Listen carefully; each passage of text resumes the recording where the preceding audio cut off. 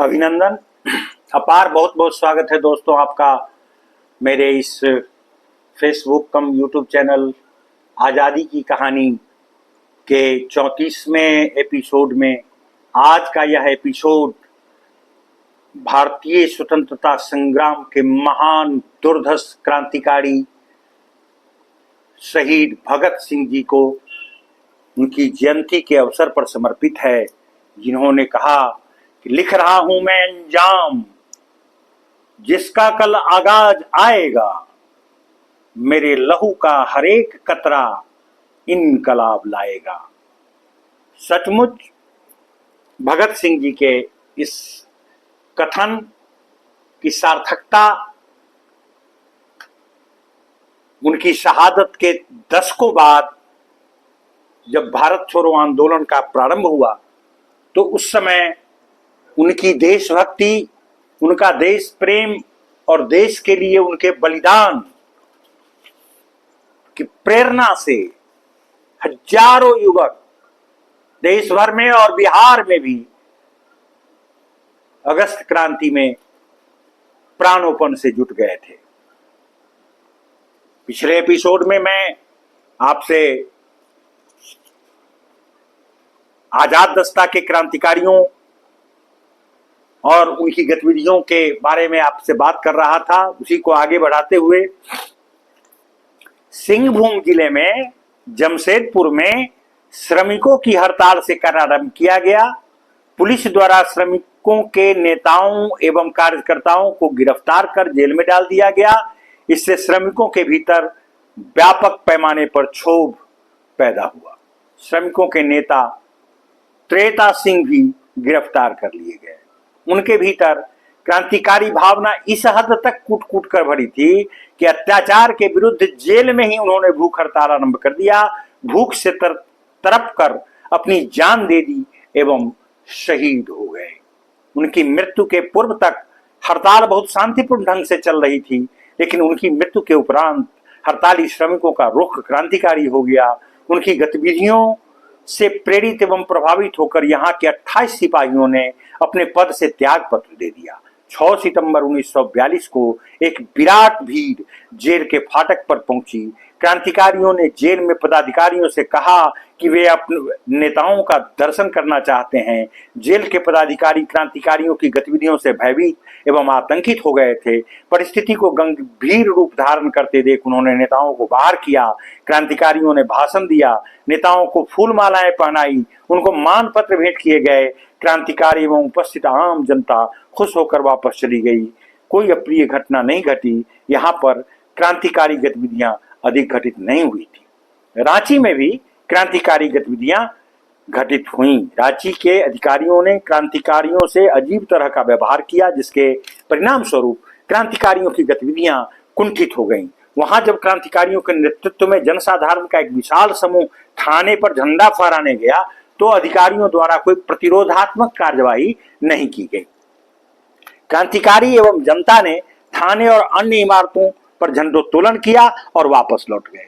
यदि अधिकारियों द्वारा प्रतिरोध किया जाता तो निश्चित रूप से क्रांतिकारी तोड़फोड़ की नीति अपनाते, लेकिन प्रशासकों एवं पुलिसकर्मियों के द्वारा प्रतिरोध नहीं किए जाने के बावजूद कुछ जगहों पर क्रांतिकारियों ने सरकारी इमारतों पर ताला लगा दिया। उनकी इस कार्यवाही का भी प्रतिरोध नहीं किया गया। फलतः क्रांतिकारी यह समझने पर विवश हुए कि यदि सरकारी कार्यालयों की तालाबंदी जारी रखी गई तो इससे परेशानी एवं कष्ट आम जनता को ही होगी। यही कारण था कि बाद में तालों को खोल दिया गया। कुंडू थाने को छोड़कर रांची के अन्य सभी थानों में तालाबंदी कर दी गई थी।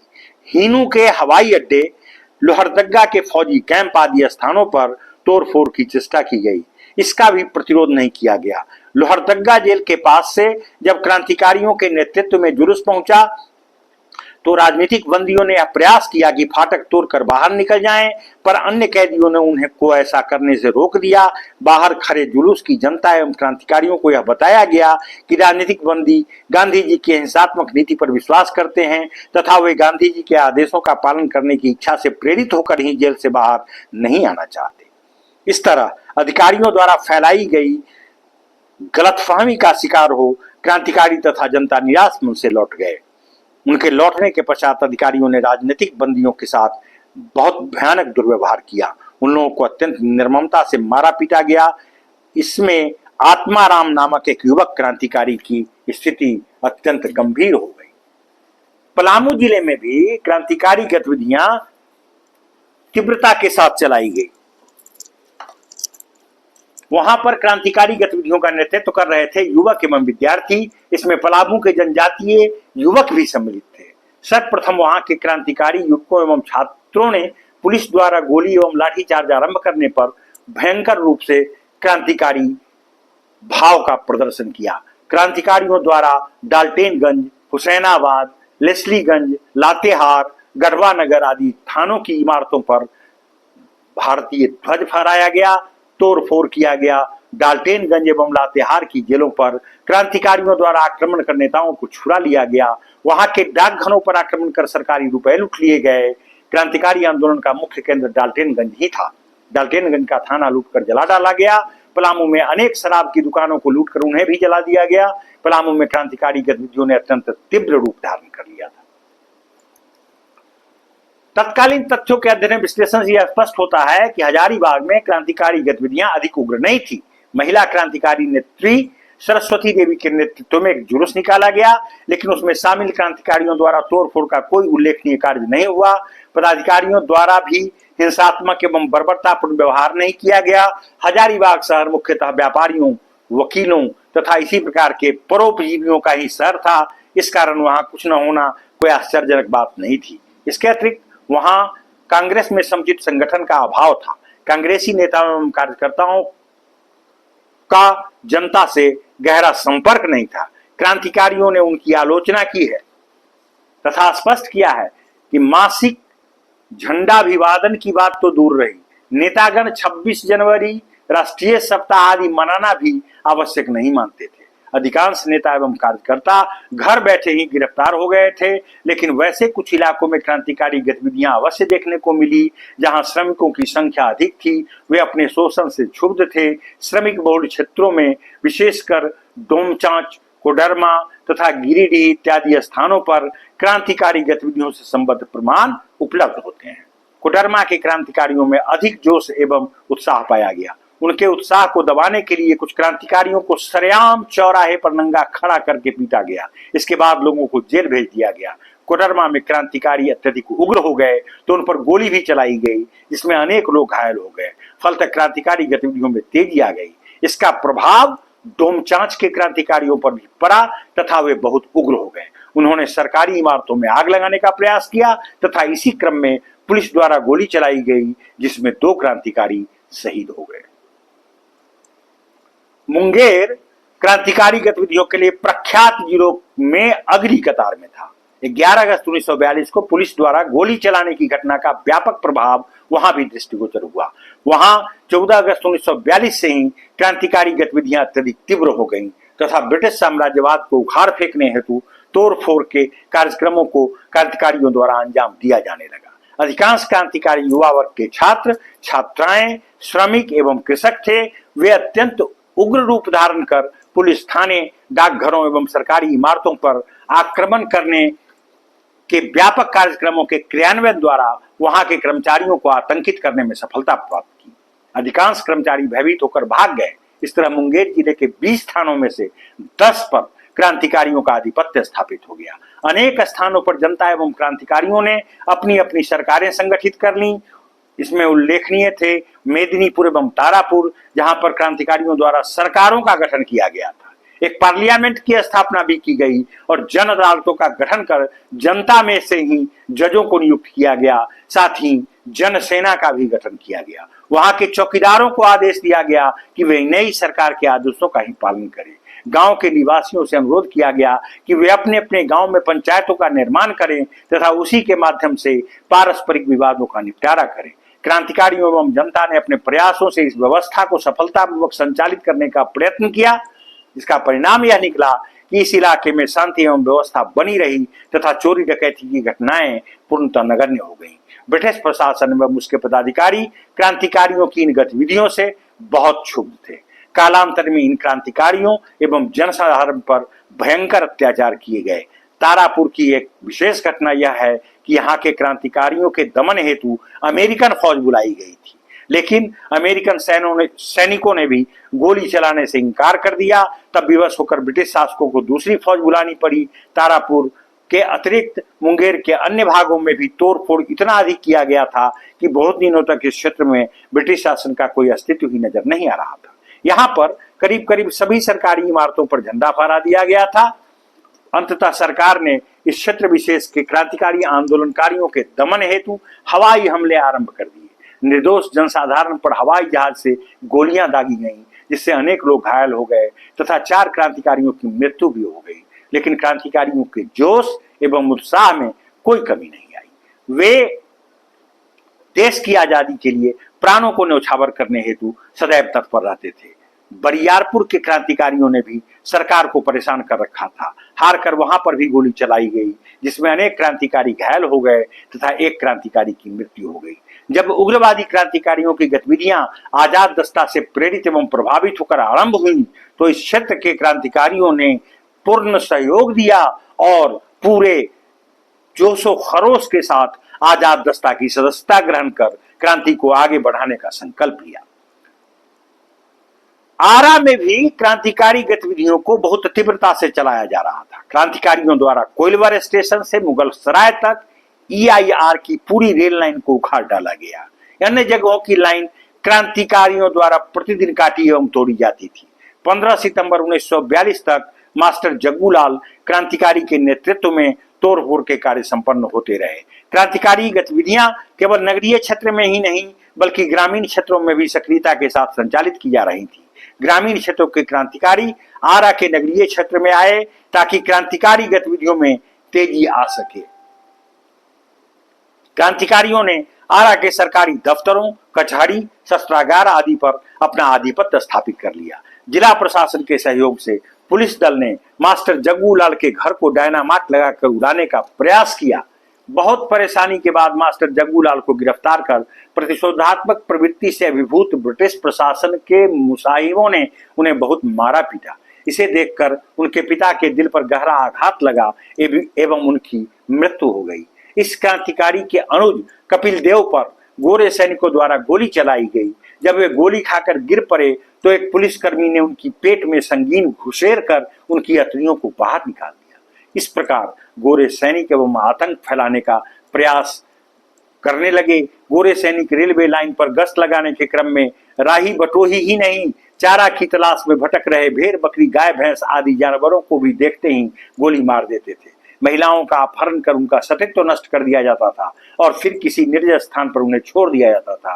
अंग्रेजों के खानदानी खैरख्वाह शशि शेखर प्रसाद सिंह कहते ही रह गए कि हम हमेशा ब्रिटिश सरकार के खैरख्वाह रहे हैं तथा 1857 के गदर में हमारे खानदान ने अंग्रेजों की मदद की थी, पर गोरे सैनिकों ने उन पर विश्वास नहीं किया। उन पर 4 गोलियां चलाई गई लेकिन वे बच गए।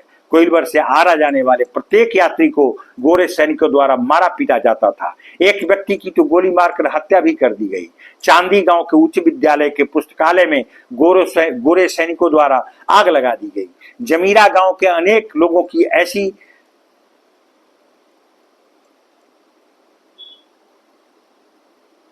समय में गोली मारकर हत्या कर दी गई जब वे नित्य क्रिया कर रहे थे। घोरादेई के क्रांतिकारी कवि कैलाश सिंह को गर्म पानी में डुबा डुबा कर मार दिया गया। बबूरा में क्रांतिकारी दीप नारायण सिंह के घर में पेट्रोल छिड़क कर आग लगा दी गई। जगदीशपुर थाने के बलिगांव के क्रांतिकारी घुट्टन राय की कांग्रेसी पुत्र को गिरफ्तार करने का प्रयास किया गया तथा इसी क्रम में घुट्टन राय को गोली मार दी गई। लसाढ़ी में जब गोरी फौज आई तो वहां की जनता, जिसमें ग्वाले अधिक थे, जोश में आकर नगारे बजाते हुए उन पर टूट पड़े। फौज द्वारा भीड़ पर गोली चलाई गई जिसमें 12 व्यक्ति शहीद हो गए। शहीदों में उल्लेखनीय थे वासुदेव सिंह, शीतल सिंह, केशव सिंह, जगन्नाथ सिंह, सभापति सिंह, गिरिवर सिंह, महादेव सिंह, रामानुज पांडे, शीतल मिस्त्री, केशव प्रसाद सिंह, अकली देवी और द्वारिका प्रसाद सिंह।